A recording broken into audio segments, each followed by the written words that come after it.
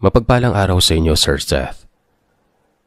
Ang ibabahagi ko naman po na kwento sa inyo ay mula sa tiyuhin ko pero medyo malayo na kamag-anak na ito gawa ng parang third cousin ko na ata siya sa side ng lolo ko.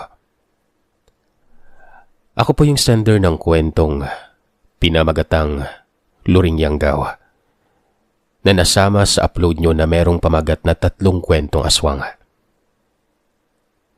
Napili ko pong sa inyo magpadala ng kwento dahil kayo ang paborito kong pakinggan araw-araw. Salamat po.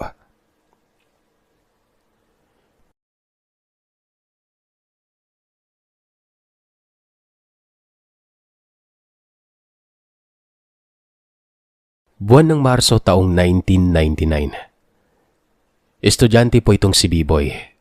Hindi niya tunay na pangalan.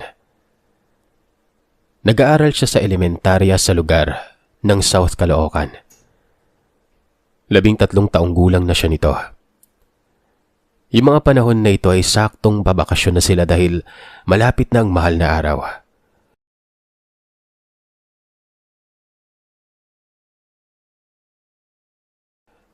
Naglalaro siya sa kanilang bakuran nang tinawag siya ng kanyang nanay na itago na lamang natin sa pangalang Linda. B-Boy, pumasok ka dito sa bahay at gusto kong makausap ka ng lolo at lola mo.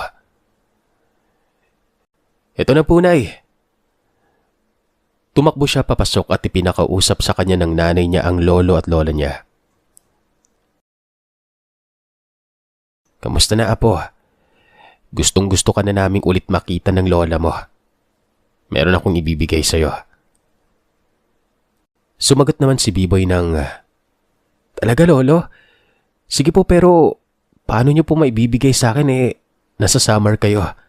Nandito namin kami sa Maynila. Pagbanggit nito ni B-Boy, ay ang nanay na niya ang sumagot at nagwika ng, Uuwi tayo ng summer, anak. Kasama yung tatay mo. Total, bakasyon nyo na. Tuwang-tuwa si B-Boy at nagtatatalon dahil gustong-gusto niya makasakay ng barko. Lolo, hintayin niyo ako ni Lola dyan ha. Uwi dyan kami sa inyo. Tuwang-tuwa naman ang lolo at lola ni B-Boy.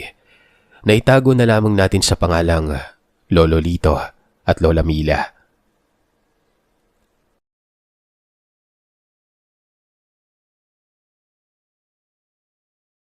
Kinagabihan, dumating naman ang tatay ni B-Boy galing sa trabaho. Agad namang